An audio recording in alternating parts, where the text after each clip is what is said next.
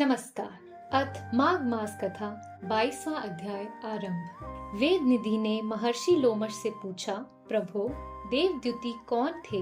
वे कहाँ रहते थे? किसके पुत्र थे? तथा उन्होंने किस पिशाच को किस प्रकार मुक्ति प्रदान की थी?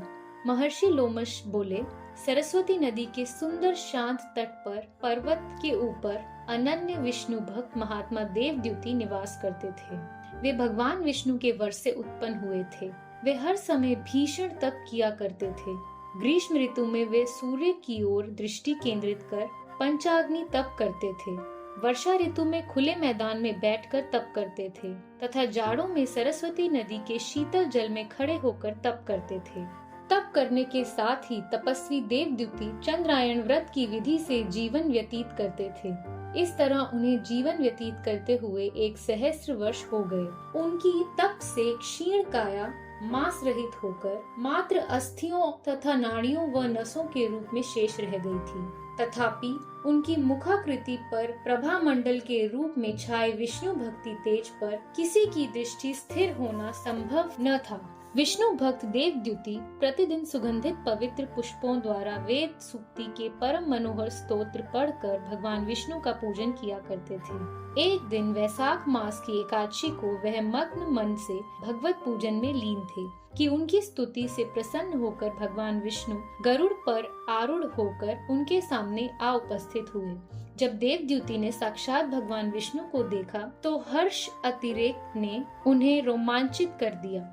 वह अपनी सुध-बुध भूलकर भगवान पर दृष्टि केंद्रित कर उन्हें अपलक निहारते रहे। अपने भक्त देवद्युति की ऐसी भाव विभोरता देखकर भगवान विष्णु ने मुस्कुराकर उनसे कहा, हे देवद्युति, तुम मेरे प्रिय भक्त हो तथा मनसा वाचा कर्मणा, मन से, वचन से, कर्म से मुझको ही समर्पित हो।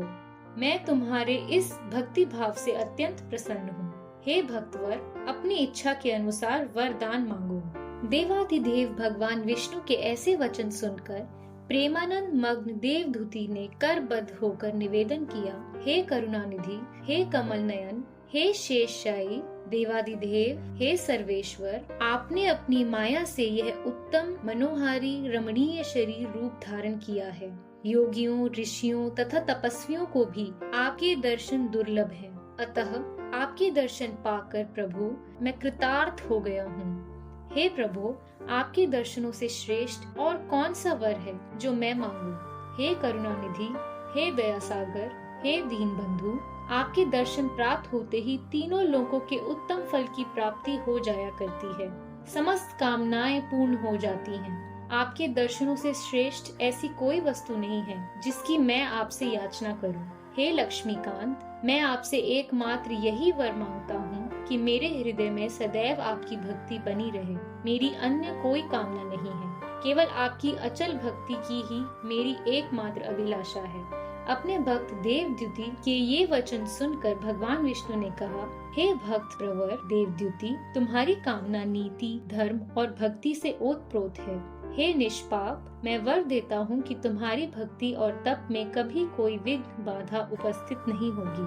साथ ही तुम्हारे द्वारा निर्मित इस स्तोत्र को पढ़ने वाले भक्त जनों के समस्त पापों और संतापों का नाश होगा।